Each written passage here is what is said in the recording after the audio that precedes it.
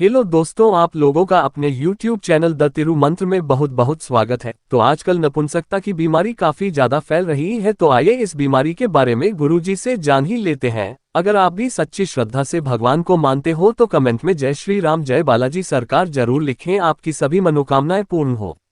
जो व्यक्ति यौन संबंध नहीं बना पाता या जल्द ही शिथिल हो जाता है वह नपुंसकता का रोगी होता है। इसका संबंध सीधे जननेंद्रिय से होता है। इस रोग में रोगी अपनी ये परेशानी किसी दूसरे को नहीं बता पाता या सही उपचार नहीं करा पाता, मगर जब वह पत्नी को संभोग के दौरान पूरी संतुष्टि नहीं दे पाता तो रोगी की पत्नी को पता चल ही जाता है कि वह नपुंसकता के शिकार है। इससे पति पत्नी के बीच में लड़ाई झगड़े होते हैं और कई तरह के पारिवारिक मन मुटाव हो जाते हैं। बात यहाँ तक भी बढ़ जाती है कि आखिरी में उन्हें अलग होना पड़ता है।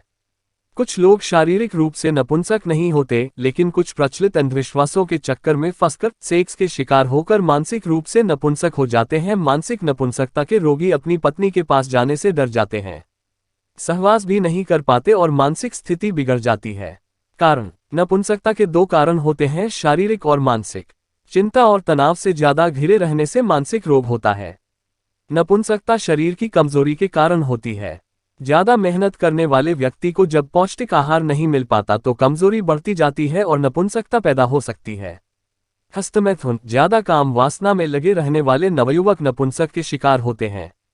ऐसे नवयुवकों की सहवास की इच्छा कम हो जाती है। लक्षण मैथुन के योग्य न रहना नपुंसकता का मुख्य लक्षण है।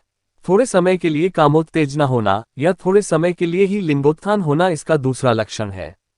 मैथुन अथवा बहुमैथुन के कारण उत्पन्न ध्वजभंग नपुंसकता में शिशन पतला, टेढ़ा और छोटा भी हो जाता है।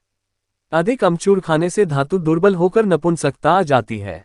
हेल्थ टिप्स नपुंसकता से परेशान रोगी को औषधियों खाने के साथ कुछ और बातों का ध्यान रखना चाहिए, जैसे सुबह शाम किसी पार्क में घूमना चाहिए, खुले मैदान में किसी नदी या झील के किनारे घूमना चाहिए। सुबह सूर्य उगने से पहले घूमना ज्यादा लाभदायक है।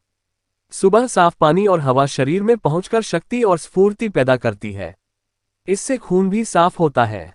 नपुंसकता के रोगी को अपने खाने आहार पर ज्यादा ध्यान देना चाहिए। आहार में पौष्टिक खाद्य पदार्थों, घी, दूध, मक्खन के साथ सलाद भी जरूर खाना चाहिए। फल और फलों के रस के सेवन से शारीरिक क्षमता बढ़ती है।